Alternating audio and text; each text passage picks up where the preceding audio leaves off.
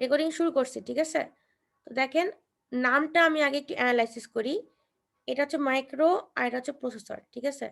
তো আমাদের একটা যেকোনো ধরেন এই প্রসেসর না, যেকোনো প্রসেসর কি করে বলেন তো? কোনো কিছু প্রসেস করে, তাই তো? শুনতে পাচ্ছেন? জি ম্যাম। জি ম্যাম। যেকোনো টাইপের একটা প্রসেসর কি করে? কোনো কিছুকে প্রসেস করে ইনপুট যেটা আমরা দিই সেটাকে প্রসেস করে আউটপুটে দেয়। তাই তো? আউটপুটে পে করে। এখানে হচ্ছে আমাদের মাইক্রো প্রসেসরটাও সেরকমই কিন্তু। ঠিক আছে? এখানে মাইক্রো প্রসেসর কেন বলা হচ্ছে? মাইক্রো কেন বলা হচ্ছে? কারণ এই প্রসেসরটার যে আকৃতিটা হবে সেটা হচ্ছে খুবই স্মল হবে। চিপটা খুব স্মল হবে। আর এরকম ছোট চিপকে কি বলে? Integrated circuit. এক তাই তো?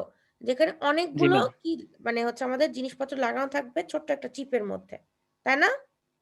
জি ম্যাম, একটা সিঙ্গেল একটা চিপ। জি ওই ম্যাম। চিপের মধ্যে সিঙ্গেল একটা অনেকগুলো। চিপ। জি তো ম্যাম। এটার তাহলে আপনাদেরকে কেউ জিজ্ঞাসা করলে যে মাইক্রো প্রসেসরটা কি? তাহলে আপনারা কি বলবেন যে এটা হচ্ছে কি করে? এটি একটি সিঙ্গেল একটা চিপ। সিঙ্গেল একটা চিপ মানে আগে আইসি। সিঙ্গেল একটা চিপ না। এটা বলতে হবে প্রসেসিং যে এর কাজে এটা ব্যবহার করে। প্রসেসিং করে। জি। আর হচ্ছে এটা কেমন করে মানে এটা সাইজটা কিরকম থাকে? এটা হচ্ছে একটা স্মল সাইজের বা সিঙ্গেল ইন্টিগ্রেটেড চিপ আরকি। ঠিক আছে? বা সার্কিট এভাবে বলতে হবে। মানে জাস্ট যদি কেউ জিজ্ঞাসা করে তাইলে। বুঝতে পারছেন তো? মানে ২ টা মানে নামের মধ্যেই ব্যাখ্যা আছে যে মাইক্রো বলতে এটা একটা ইন্টিগ্রেটেড চিপ আছে বা ইন্টিগ্রেটেড সার্কিট আছে। আর এটা হচ্ছে কি? এটা হচ্ছে কোনো একটা কিছুকে প্রসেসিং করে। ঠিক আছে? খুব ছোট্ট একটা চিপের মধ্যে এই সবকিছু লাগানো থাকে।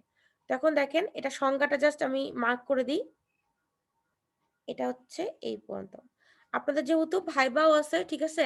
আমি যেগুলো মার্ক করে দিব আপনাদের ভাইবার জন্যও কিন্তু ইম্পোর্টেন্ট সেটা। ঠিক আছে? আর ম্যাম আমি ভাইভাতে কি মিডিয়া থেকে কোশ্চেন করা হবে? ভাইবার জন্য কি কোশ্চেন? মিডিয়া থেকে কোশ্চেন করা হবে? তাও ঠিক মিডের থেকে তো কোশ্চেন করা হয় না। ফাইনালের মধ্যে থেকে কোশ্চেন করা হয়। ভালো বলছেন। তো আমি জাস্ট তাও বলে দিচ্ছি আপনাদের ধরেন আমার ভাইবা না থাকলেও ধরেন আ ভাইবা বলতে চাকরির ভাইবাও তো থাকতে পারে। এজন্য জাস্ট বলে দিচ্ছি। ঠিক জি আছে? ম্যাম। এই। আর আপনাদের আমি ভাইবার জন্য ফাইনালের পরে হোক, যে সময়ই হোক ভাইবা, তো আমি সেই ভাইবার জন্য আপনাদের আগে থেকে একটা করে পিডিএফ দিয়ে দিব। ঠিক আছে? ওই পিডিএফ এ আ ২৫ থেকে ৩০ টা কোয়েশ্চেন দিব। ওই কোয়েশ্চেনের মধ্যে থেকেই অ্যান্সার থাকবে আরকি। কোয়েশ্চেনও থাকবে, অ্যান্সারও থাকবে। ওইগুলোর মধ্য থেকে আমি ভাইবা কোয়েশ্চেন করব আপনাদের পরীক্ষার মধ্যে। ঠিক আছে? এই। আচ্ছা। তো বলছে জি ম্যাম, মাইক্রোপ্রসেসর সেটা ভালো হবে। আচ্ছা ঠিক আছে।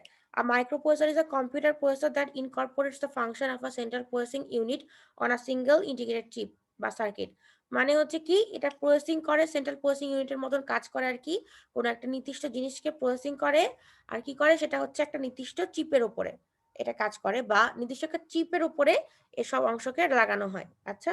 তারপরে বলছে or sometimes up to 8 integrated circuits মানে একটা সিঙ্গেল ইন্টিগ্রেটেড সার্কিটও থাকতে পারে ৮ টা ইন্টিগ্রেটেড সার্কিটও থাকতে পারে। ঠিক আছে?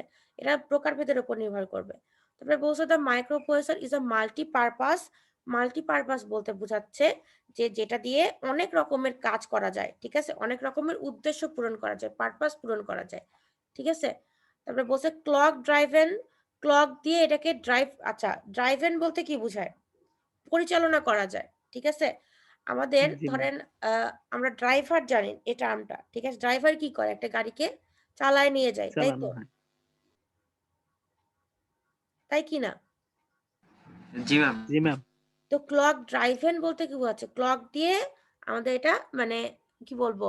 চালানো যায়। ঠিক আছে? মাইক্রোপ্রসেসরটাকে। তারপরে রেজিস্টার বেসড। আপনারা ডিজিটাল ইলেকট্রনিক্স পড়ছেন না? জি ম্যাম। তো রেজিস্টার কি বলেন? ম্যাম, অনেকগুলো ফ্লিপ ফ্লপ একত্রে মানে মানে কোনো বিট স্টোর করার জন্য, অনেকগুলো বিট আর কি স্টোর করার জন্য রেজিস্টার ব্যবহার করা হয়। ফ্লিপ ফ্লপ অনেকগুলো দ্বারা গঠিত। বিট রিস্টোর স্টোর করা করা। আচ্ছা। তো রেজিস্টার আর কাউন্টারের মধ্যে পার্থক্য কি? ম্যাম, কাউন্টার হচ্ছে যে ফ্লিপ ফ্লপ দ্বারা তৈরি, কিন্তু এটা হচ্ছে ম্যাম মানে একটার পরে একটা সিকোয়েন্স অনুযায়ী এরকম কাউন্ট করতে থাকে, যে ১ ২ ৩ এরকম ভাবে কাউন্ট করে আর কি। আর রেজিস্টারটা কাউন্ট করতে পারে না? রেজিস্টার তো ম্যাম কাউন্ট করতে পারে না। আচ্ছা ঠিক আছে। ভালোই বলছেন। গুড। আপনার নাম কি? আমিনুল ইসলাম ম্যাম। আচ্ছা, আপনাদের কিন্তু বলা হয়নি আরেকটা কথা। আমি কিন্তু সিজিপিএ এর উপরে ভিত্তি করে মার্ক দিই না।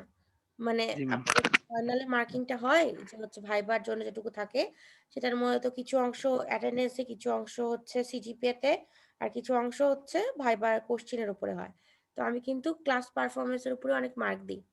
তো আপনাদের ওই যে 5 নম্বর আছে ক্লাস পারফরম্যান্স ওইটা প্লাস ওই যে ভাইবার মতো যে সিজিপিএ এর উপরে মার্কিং থাকে সেটাতে কিন্তু আমি দেখি যে আপনাদের ক্লাসে কেমন পারফরম্যান্স করছেন। কারণ জি ম্যাম। যাদের সিজিপিএ ভালো তারাই যে ভালো পারফরম্যান্স করবে শুধু তা তো না। অন্যরাও ভালো করতে পারে, তাই না? জি thanks ma'am. For this decision. মানে আমাদের যাদের সিজি কম তারা অনেক মানে লস খেয়েছে জি ম্যাম, জি ম্যাম, অনলাইনে। এটাই। হুম, অনেক ক্ষতি হয়েছে আমাদের অনলাইনে ম্যাডাম। বুঝতে পারছি ওটার জন্যই আমিও এটা মানে মানে চিন্তা করে এটা দেখছিলাম আরকি। এজন্য হচ্ছে আমি ১ম থেকে এটা করছি। যে সিজিপিএ এর উপরে ভিত্তি করে আমি মার্ক দিব না। আমি আপনাদের সিজিপিএ জানিও না, জানার দরকারও নাই। যে যেরকম খাতা পাবো আমি তার সেরকম ভাবে দেখব। আপনাদের বিষয়ে তো আমি কিছুই জানি না। এটা না জানাই ভালো। কারণ জানলেই তো আমি ভাববো যে জি ম্যাম, সেটাই ভালো হয় ম্যাম। জানলে আপনার একটা এক্সপেকটেশন থাকবে যে এরকম লিখবে। হ্যাঁ, হ্যাঁ, হ্যাঁ। তো এরকম এক্সপেকটেশন আমি কিছুই করব না। আপনাদের মানে সিজি নিয়ে কিছু চিন্তা করতে হবে না। যে ভালো করবে তাকে আমি নম্বর দিব।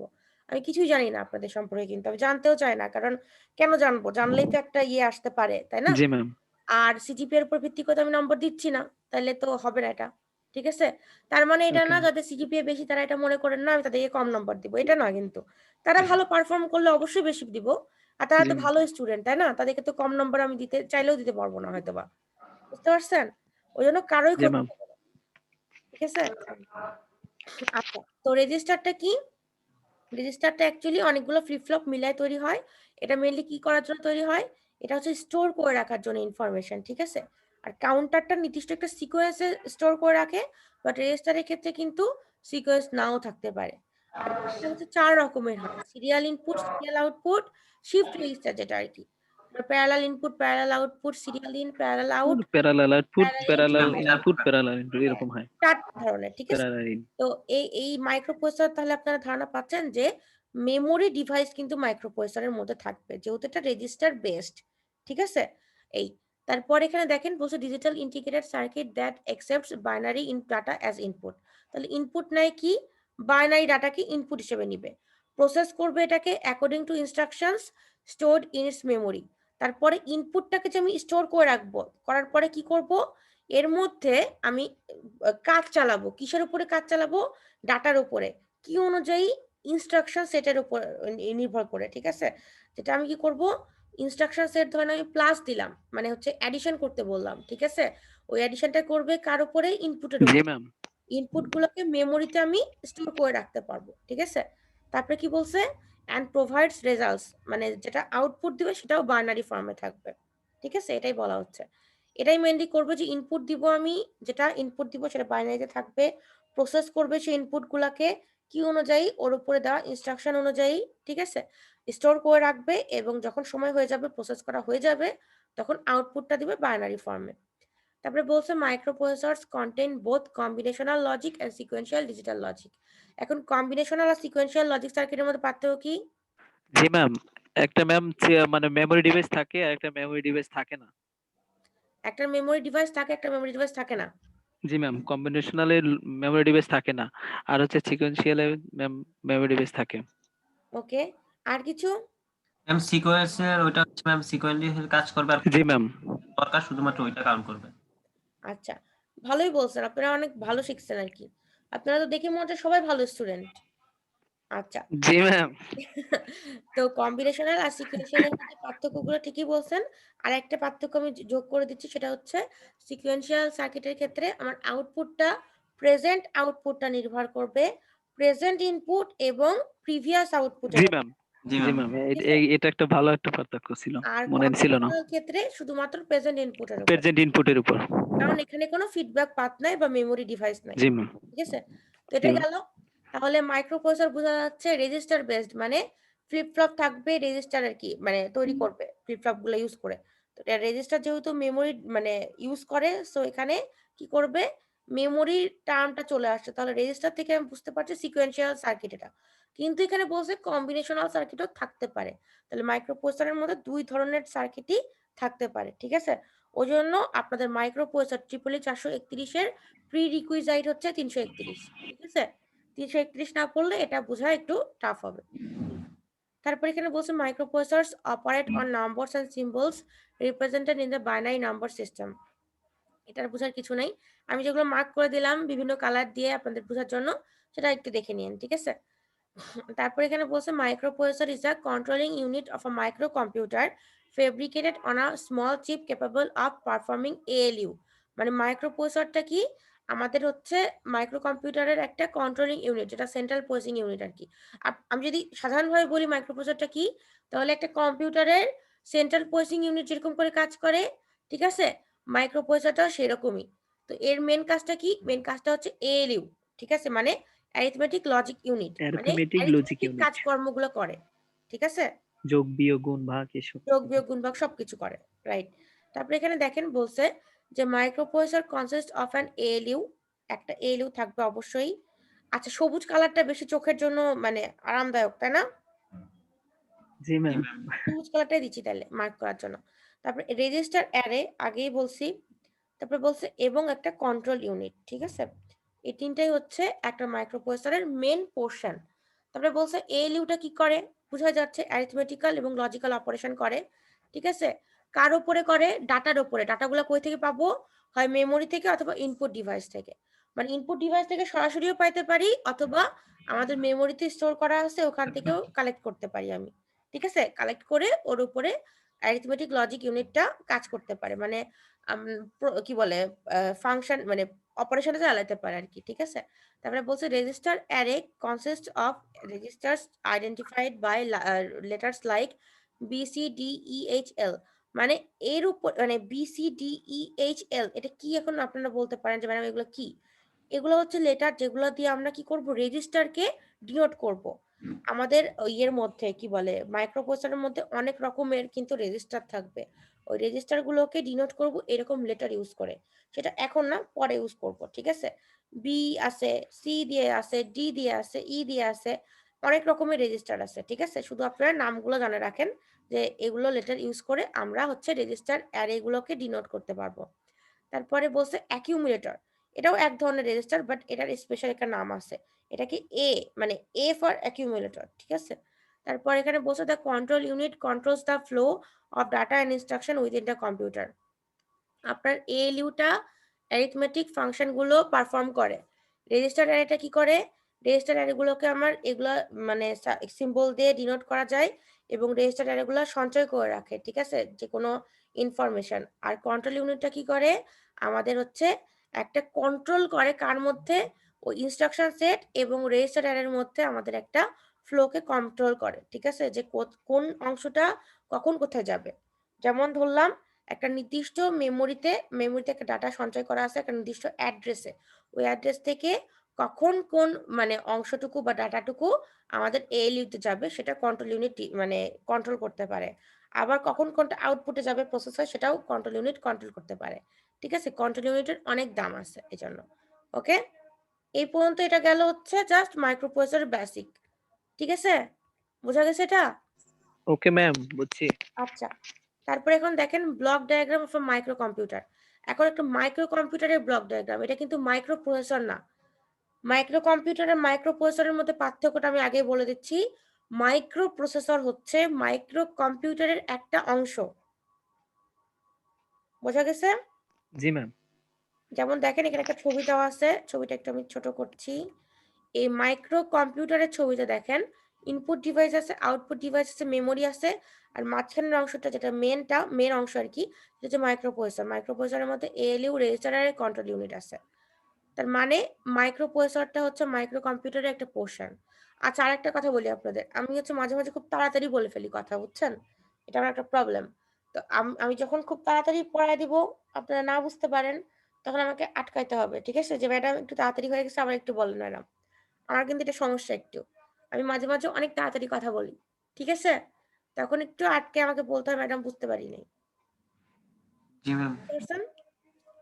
আচ্ছা, তো নো এটা প্রবলেম ম্যাম। আচ্ছা, মাইক্রো কম্পিউটারের একটা পোর্শন হচ্ছে মাইক্রো প্রসেসর, ঠিক আছে।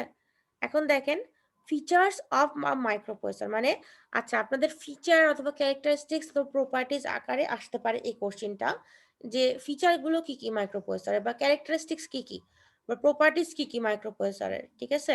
তো কিছু ফিচার আছে মাইক্রো প্রসেসরে যেটা জানার দরকার আমাদের, তো সেগুলোই অল্প কিছু লেখা আছে, দেখেন। কস্ট ইফেক্টিভ, আচ্ছা, প্রথম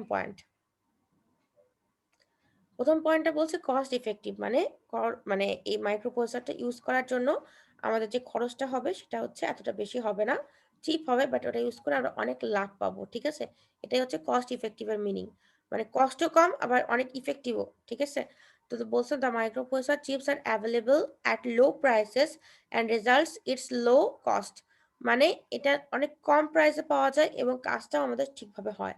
তারপর সাইজটা হচ্ছে অনেক ছোট ছোট সাইজ, যেহেতু মানে মাইক্রো বলাই আছে, অনেক স্মল চিপ হবে। ঠিক আছে, আর সেহেতু এটা কি হবে, পোর্টেবলও হবে। পোর্টেবল বলতে এটা বহন করার যোগ্যও হবে।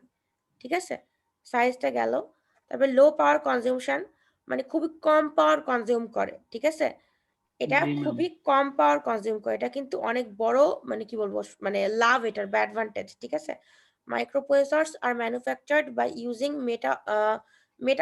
মেটাল অক্সাইড হবে এটা, metal oxide semiconductor technology which has low power consumption, মানে এটাকে যে কোনো মেটাল দিয়ে তৈরি করা হয়, মেটাল অক্সাইড দিয়ে।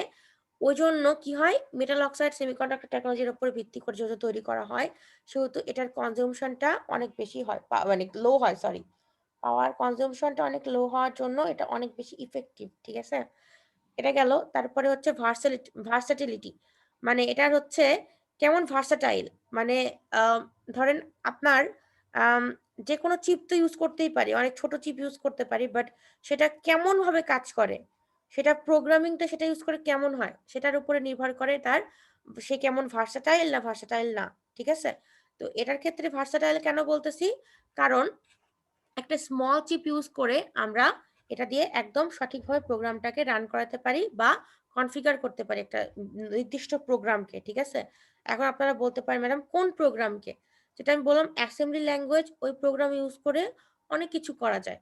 আপনারা যদি মানে ল্যাব করেন তাহলে দেখবেন যে যে কিটের কথা বললাম, ওই কিটে দেখবেন অনেকগুলো লেড লাগানো আছে, গোল গোল গোল গোল করে।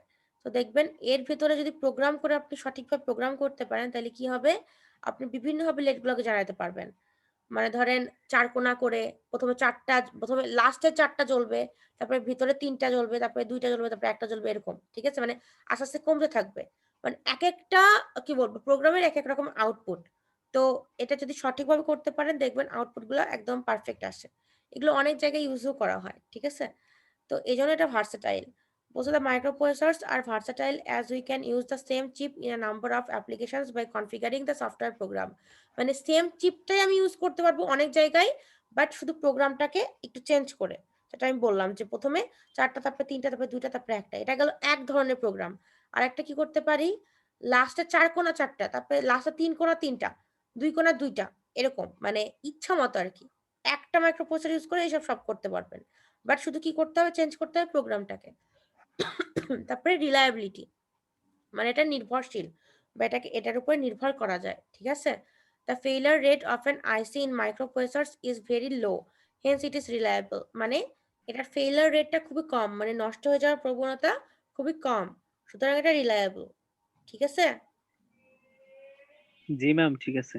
আচ্ছা, তো 8086টা হচ্ছে ইনহ্যান্সড ভার্সন অফ 8085 মাইক্রোপ্রসেসর।